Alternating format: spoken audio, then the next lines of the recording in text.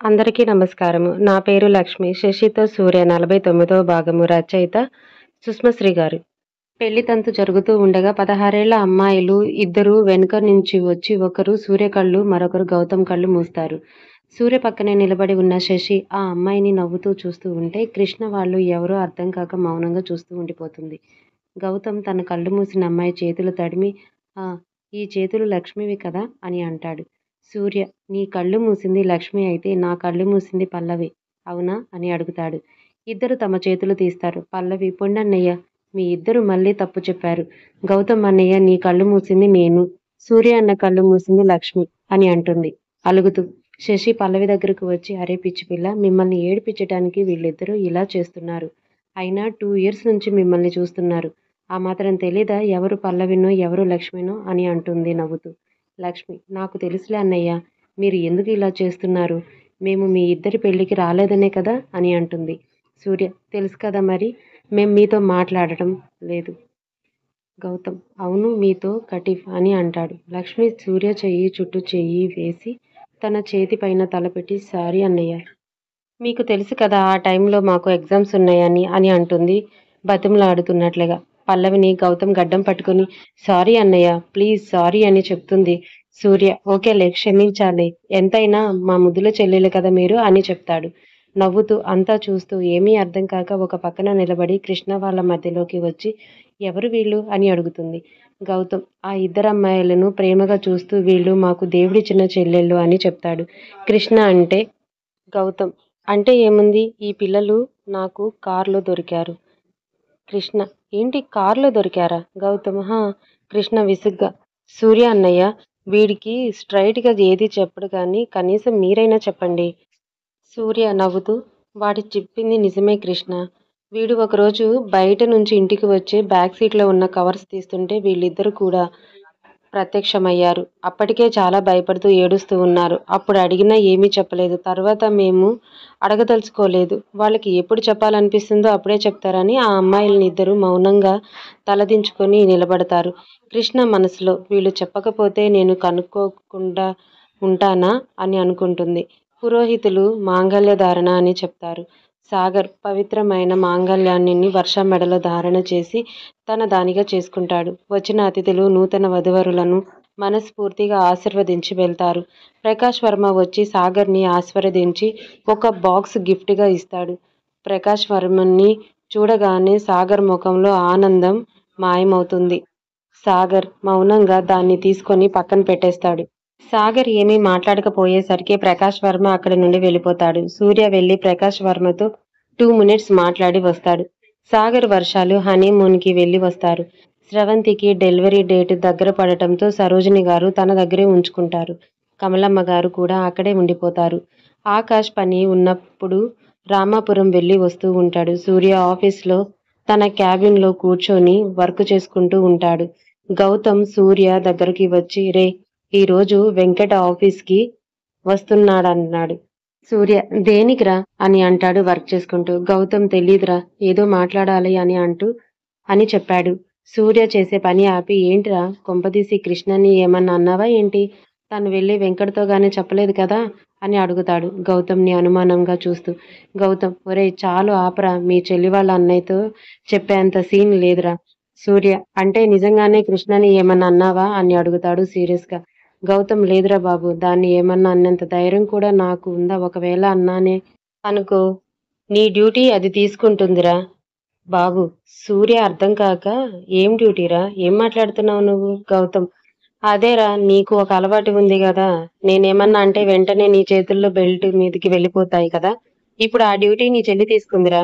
నా బెల్ట్ తీసుకొని నన్నే పరిగెత్తిస్తుంది. ఇంకా వెంకట్కి చెప్పేదాకా ఎక్కడరా బాబు అని అంటాడు నీరసంగా. గౌతమ్ మాటలకు సూర్య నవ్వుతూ ఉంటాడు. అప్పుడే వెంకట్ లోపలికి వస్తాడు. వెంకట్ ఏంటి సూర్య అంతలా నవ్వుతున్నావు? సూర్య నవ్వుతూనే ఏముంది, వీడు వాళ్ళ సంసారంలోని సరిగమలు చెప్తూ ఉంటే వెంకట్ గౌతమ్తో అయితే మా చెల్లి అంతా బాగా చూసుకుంటుందా? గౌతమ్ రాణి నవ్వుని తెచ్చుకొని సూపర్గా బాగా సూపర్గా చూసుకుంటుంది. వెంకట్ ఎంతైనా మా చెల్లి కదా అని సూర్యతో నేను ఎందుకొచ్చానంటే ఇదిగో అని సూర్యకి ఒక కవర్ ఇస్తాడు. సూర్య ఏంటిది వెంకట్ అంటూ ఓపెన్ చేసి చూస్తాడు. అందులో లక్ష్మీ పల్లవిల అడ్రస్లు ఉంటాయి. సూర్య వీళ్ళ అడ్రస్లు నీకు వెంకట్ కృష్ణకి వీళ్ళ గురించి తెలిసిన రోజు వాళ్ళ ఫొటోస్ నాకు పంపించింది. డీటెయిల్స్ కనుక్కోమని. ఆ ఫోటోలో ఉంది లక్ష్మి వాళ్ళ అన్నయ్య పేరు సాంబయ్య. తనది గోపాలపట్నం. వాడు కూడా భాష దగ్గర పనిచేసేవాడు. ప్రస్తుతం జైల్లో ఉన్నాడు. లక్ష్మి తండ్రి తన చిన్నతనంలోనే చనిపోయాడు. తల్లి క్యాన్సర్ పేషెంట్. సాంబయ్య భాష దగ్గర పనిచేస్తూ నెలకు 2 నెలలకు ఒకసారి ఇంటికి వచ్చిపోతూ ఉండేవాడు. లక్ష్మి తన తల్లి మందుల కోసం తన చదువు మానేసి ఒక చిన్న షాప్లో పనికి వెళ్తుండేది. ఇక పల్లవి అయితే తనకు అమ్మా నాన్న ఇద్దరు లేరు. మేనమామ తనని పెంచేవాడు. అత్త పెట్టే టార్చర్ పడలేక ఇంట్లో నుంచి వెళ్ళిపోవాలని అనుకుంటూ ఉండేది. సరోజ వీళ్ళ గురించి అంతా తెలుసుకుని మాయ మాటలు చెప్పి నమ్మించింది. లక్ష్మి, పల్లవి ఇద్దరు ఒక షాప్లో వర్క్ చేసేవాళ్ళు. అక్కడ ఇద్దరికి పరిచయం అయింది. ఇద్దరు ఎలాగో సరోజ ట్రాప్లో పడ్డారు. అలా ఆమె వీళ్లకు మంచి ఉద్యోగం ఇప్పిస్తానని చెప్పింది. చిన్నపిల్లలు కదా, వెంటనే నమ్మేశారు. కాదు, నమ్మేలాగా ఆ సరోజ చెప్పింది. దాంతో ఇద్దరు ఆమెను నమ్మి వచ్చారు. గోపాలపట్నం నుండి కారులో హైదరాబాద్కు చేరుకున్నారు. అక్కడ మరి ఎందుకు తప్పించుకున్నారో తెలీదు కానీ మళ్ళీ ఇద్దరు గౌతమ్ కారులో దర్శనమిచ్చారు. అలా ఇద్దరు మీ దగ్గరికి చేరుకున్నారు అని తనకు అనుకున్న ఇన్ఫర్మేషన్ మొత్తం సూర్య గౌతమ్లకు చెప్తాడు. గౌతమ్ తల పట్టుకొని ఈ కృష్ణకి ఏం పనిలేదు, అన్నిట్లో తలదూరుస్తుంది. వెంకట్ అలా ఉండకపోతే తను నా చెల్లెలు ఎలా అవుతుంది గౌతమ్ అని అంటాడు నవ్వుతూ. నెలలు నిండటంతో స్రవంతికి నీరసంగా అనిపిస్తూ ఉంటే పడుకుంటుంది. కాసేపటికి పొట్టలో నొప్పిగా అనిపిస్తుంది. సన్నగా మొదలైన నొప్పి అంతకంతకు ఎక్కువగా ఉండటంతో నెమ్మదిగా బయటకు వచ్చి సరోజిని గారికి చెప్తుంది. కమలమ్మ గారు, సరోజ నొప్పులు మొదలైనట్లున్నాయి, హాస్పిటల్కి తీసుకెళ్దామని అంటుంది. ఆకాష్ వెంటనే కారు రెడీ చేసి స్రవంతిని కూర్చోబెడతాడు. నెమ్మదిగా కమలమ్మ గారు, సరోజిని గారు హాస్పిటల్లో స్రవంతికి పుట్టబోయే బిడ్డకు అవసరమయ్యే అన్ని సర్దుకొని స్రవంతితో పాటు అదే కారులో వెళ్తారు. భద్రం గారు సాగర్కి, శశికి ఫోన్ చేసి హాస్పిటల్కి రమ్మని చెప్పి ఆయన కూడా వెనకాలే బయలుదేరతారు. భద్రం గారు ఫోన్ చేయడంతో శశికి కాలు చెయ్యి ఆడదు. కంగారుగా అనిపిస్తూ ఉంటుంది. వెంటనే సూర్యకి ఫోన్ చేసి చెప్తుంది. సూర్య, శశి నువ్వేం టెన్షన్ పడకు, నేనే ఇప్పుడు వస్తున్నా, ఇద్దరం కలిసి హాస్పిటల్కి వెళ్దామని చెప్పాడు. సూర్య గౌతమ్తో విషయం చెప్తూ ఉండగా వర్ష లోపలికి వస్తుంది. సూర్య వర్షతో మీరిద్దరూ మీటింగ్ చూసుకొని తర్వాత రండి, నేను శశి హాస్పిటల్కి వెళ్తా అని చెప్పి ఇంటికి వచ్చి శశిని, కృష్ణని తీసుకొని హాస్పిటల్కి వెళ్తారు. శశి నేరుగా ఒక పక్కన నిలబడి ఉన్న ఆకర్ష దగ్గరకు వెళ్ళి ఆకాష్ చెయ్యి పట్టుకొని టెన్షన్ పడకన్నయ్యా, వదినకేమీ కాదు, ముందు ఇలారా, వచ్చి కూర్చో అని చెప్పి ఆకాష్కి ధైర్యం చెప్పి చైర్లో కూర్చోబెడుతుంది. కృష్ణ, సరోజిని గారు కమలమ్మ గారి దగ్గర కూర్చుంటుంది. సూర్య భద్రం గారితో మాట్లాడి వచ్చి ఆకాష్ పక్కనే కూర్చుంటాడు. కాసేపటి తర్వాత నర్సు ఒక పసిబిడ్డని తీసుకువచ్చి ఆకాష్ చేతుల్లో పెట్టి మీకు బాబు పుట్టాడు అని చెప్తుంది. ఆకాష్, స్రవంతి అప్పుడే బయటకు వచ్చిన డాక్టర్ టెన్షన్ పడకండి ఆకాష్, షీ విల్ ఫైన్. వీడు వాళ్ళ అమ్మని ఎక్కువ కష్టపెట్టకుండా త్వరగానే బయటకు వచ్చాడు. స్రవంతికి ఇంజెక్షన్ చేశాను, సో 3-4 అవర్స్ తర్వాత కాన్షియస్లోకి వస్తుంది అని చెప్పి వెళ్ళిపోతుంది. ఆకాష్ బాబు నుదుటి మీద కిస్ చేస్తాడు. సరోజిని గారు బాబుని తీసుకొని వాడిని అపురూపంగా చూస్తూ కమలమ్మ గారితో అమ్మ వీడిని చూడు, వీడికి కూడా మన కిరణ్కి ఉన్నట్టు కనురెప్ప మీద చిన్న పుట్టుమచ్చ ఉంది. శశి వాడి చేయి పట్టుకోగానే వాడు శశి వేలును గట్టిగా పట్టుకుంటాడు. శశి సంతోషంతో సూర్య వీడు చూడు నా వేలు ఎంత గట్టిగా పట్టుకున్నాడు. సూర్య వాడి బుగ్గలు సుతారంగా నిమురుతూ ఎంతైనా నీ మేనలుడు కదా అని అంటాడు. భద్రం గారిని వాడిని చూస్తూ అందుకే దీని పోలికలే కనబడుతున్నాయి వీడిలో అని అంటారు. అప్పుడే స్వీట్ బాక్స్ తో అక్కడికి వచ్చిన సాగర్ బాబుని చూసి దీని పోలికలు వచ్చినా పర్వాలేదు కానీ దీని బుద్ధులు రాకుండా ఉండేలా చూడు అని అంటాడు. శశి పోరా, ఈ రోజు నువ్వు ఏమన్నా నేను పట్టించుకోను. సాగర్ అందరికీ స్వీట్స్ ఇచ్చి వర్షకి ఫోన్ చేసి చెప్తాడు. కాసేపటికి స్రవంతికి మెలకు వస్తుంది. కన్నబిడ్డను దగ్గరికి తీసుకొని ముద్దు చేస్తుంది. ఆకాష్ స్రవంతి నుదుటి మీద కిస్ చేసి థ్యాంక్స్ బంగారం, మా నాన్నను మళ్ళీ నాకు ఇచ్చావు అని చెప్తాడు. స్రవంతి వీడికి మావయ్య గారి పేరే పెడదాం ఆకాష్ చిరునవ్వుతో సరే అన్నట్టుగా కళ్ళార్పుతాడు. ఆకాష్ వెనకే అందరూ లోపలికి వస్తారు. కమలమ్మ గారు స్రవంతి తల నిమురుతూ ఎలా ఉంది తల్లి ఇప్పుడు అని అడుగుతుంది. స్రవంతి పర్లేదమ్మమ్మ, కాకపోతే నీరసంగా అనిపిస్తుంది.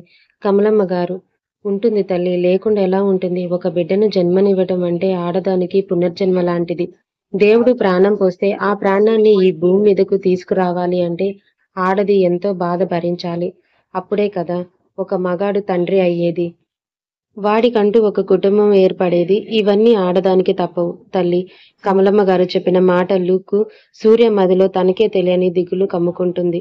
స్రవంతి అమ్మా నాన్న వచ్చి మనవడిని తనవి తీరా చూసుకుంటారు. స్రవంతి తండ్రి డెలివరీకి ఎలాగూ ఇక్కడే ఉంది కాబట్టి 3వ నెల వచ్చేంత వరకైనా స్రవంతిని, బాబుని మా దగ్గర ఉంచుకొని పంపిస్తాము.